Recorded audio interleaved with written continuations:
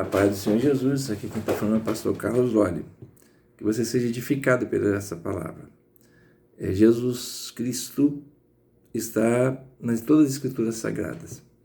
Em Gênesis ele é a semente da mulher, em Êxodo ele é o cordeiro pascal, em Levítico é o sacrifício expiatórios, em Números ele é a rocha que sai no deserto, em Deuteronômio ele é o profeta a ser levantado como Moisés, em Josué ele é o príncipe do exército do Senhor que conquista as terras de Canaã, em Juízes ele é o libertador, em Ruth ele é o parente remidor, em 1 e 2 Samuel ele é o sumo sacerdote, em 1 e 2 Reis ele é o rei soberano, em 1 e 2 Crônica ele é o Senhor Jeová dos exércitos, em Esdras ele é o reformador, em Neemias ele é o restaurador, em Esther ele é o pelejador das causas insolúveis, em Jó ele é o redentor que vive e que por fim se levanta. A mulher de Jó dizia para ele assim: Jó, só te falta uma coisa, amaldiçoa o teu Deus e morre. Mas ele no seu coração lhe dizia: mulher, como maluca tu fala, eu sei que o meu redentor vive e que por fim se levantará. A vitória sempre vem no final. Em Salmos ele é o sumo pastor, porque ele nos conduz às águas tranquilas. Ele, ainda que a gente ande pelo vale da sombra da morte, não temeremos mal algum, porque o Senhor está com a gente. No Salmo 27 fala que a gente não deve temer, ainda que um exército nos cerque, ainda que a guerra se levante, devemos confiar no Senhor. No Salmo 46 fala que a gente não deve temer, ainda que as montes se transportem para os meios dos mares, ainda que as águas rujam pela sua braveza, existe um rio que nos tranquiliza, e Deus está no meio dela. O Senhor dos Exércitos está conosco, o Deus de Jacó é o nosso refúgio. Aquele que habita no esconderijo do Altíssimo, a sombra do Onipotente descansará. E a gente diz: Ele é o meu Deus, o meu Senhor, o meu refúgio. Em Provérbios, ele é a sabedoria que os madrugadores que buscam encontram. A sabedoria foi aluna de Deus. Olha que coisa linda. Depois de Provérbios, em Eclesiastes. Em Eclesiastes, ele mantém as nossas vestes alvas e nunca deixa o óleo faltar sobre a nossa cabeça. Em Cantares, ele fala que a sua bandeira sobre nós é o seu amor. Em Isaías, ele é maravilhoso, conselheiro, Deus forte, Pai da eternidade, príncipe da paz. Em Jeremias, ele é a fonte da água viva. Em Lamentações, ele é a esperança que a gente tem quando a gente coloca a nossa boca no pó. Em Ezequiel, ele é aquele que nos coloca de pé para ouvir o falar. Ele diz assim: filho do homem, põe-te em pé e eu falarei contigo. É comum demais ouvir a voz de Deus. Em Daniel, ele é o quarto homem na fornalha de fogo ardente. Ele é aquele que entra na cova para nos dar a vitória. Ele fecha a boca do leão. Em Osés, ele é o exemplo de marido fiel. Em Joel, o derramador do Espírito Santo, onde faz os filhos profetizarem, os jovens sonharem e os velhos sonharem e os jovens terem visões.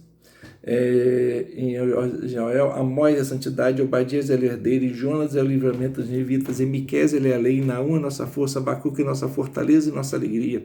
Portanto, ainda que a figueira não floresça, ainda que o produto da oliveira venha mentir, ainda que nos currais não haja vaca, ainda que as ovelhas das malhadas sejam arrebatadas, todavia eu me alegrarei. O choro dura uma noite, como diz aquele hino, mas a alegria vem pela manhã. Louvado seja Deus.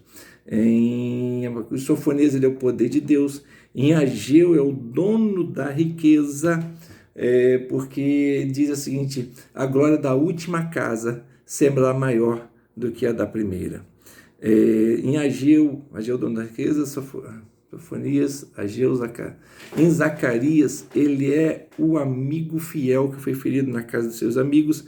Em Malaquias, ele é o sol da justiça que nunca se apaga, porque ele mostra qual é a diferença entre o que serve a Deus e o que não serve. Vamos para o Novo Testamento agora. Em Mateus, ele é o Messias para o povo de Israel. Em Marcos, ele é o servo fiel para os romanos. Em Lucas, ele é o médico dos médicos para os gregos. Em João, ele é tanta coisa. Ele é o verbo encarnado para a igreja do Deus vivo. Ele é o pão para o faminto. Ele é a água para o sedento. Ele é o caminho para quem está perdido. Ele é a verdade para quem anda na mentira. E até para quem está morto, ele é alguma coisa. Ele diz o seguinte: quem crê em mim, ainda que esteja morto, viverá. Esse é o Senhor da vida. Em Atos, ele é o batizador com o Espírito Santo. Em Romanos, ele é o nosso intercessor, porque ele diz o seguinte: olha, Portanto, agora nenhuma condenação há para aqueles que estão em Cristo Jesus, que não andam segundo a carne, mas segundo o Espírito. Em 1 Coríntios ele é ressurreição, em 2 Coríntios é reconciliação, em Gálatas ele é o resgatador da maldição da lei, em Efésios ele nos cinge para as pelejas, para os embates espirituais, colocando nossos pés o calçado na preparação do Evangelho da paz. Ele coloca sobre nós a couraça da justiça, mas ela deve ser amarrada com o cinto da verdade. Na nossa cabeça ele coloca o capacete da salvação para não deixar entrar minhoca na nossa mente.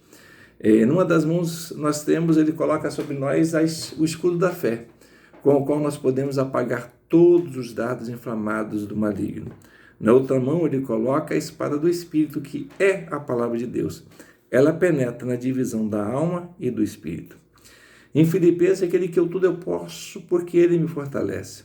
O apóstolo Paulo sabia ser o mesmo, tanto na fartura quanto na abundância. Tudo eu posso naquele que me fortalece. Em Colossenses, ele é a imagem do Deus vivo. Em 1 Tessalonicenses, ele é a vontade de Deus. Em 2 Tessalonicenses, ele é a eterna consolação. Em 1 Timóteo, ele é o único mediador entre Deus e os homens. Em 2 Timóteo, ele é a graça que nos fortalece, que nos faz combater o bom combate até o final da carreira para receber aquela coroa que está preparada. Em Tito, é a bem-aventurada esperança. Em Filemão, ele é a confiança. Em Tiago, ele é o Senhor da glória. Nas epístolas de Pedro, ele emana o espírito da profecia. Nas de João, ele é o verdadeiro Deus e a vida eterna. Em Judas, ele é a misericórdia que nos arrebatou do fogo do inferno. Em Apocalipse, ele é o primeiro, ele é o último. Ele é o princípio, ele é o fim. Ele é o alfa, ele é o ômega. É aquele que João viu sobre as suas vestes. Estava lá salpicada de sangue, escrito assim: Rei dos reis, Senhor dos senhores.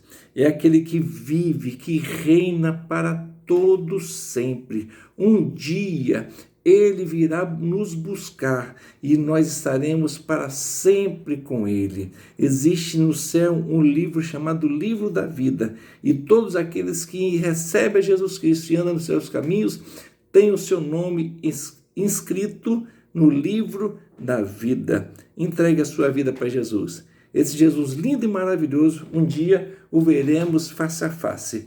E o livro de Apocalipse encerra: certamente cedo venho, ora vem, Senhor Jesus. Maranata, ora vem, Senhor Jesus. Deus abençoe, um bom dia para você. Deus abençoe.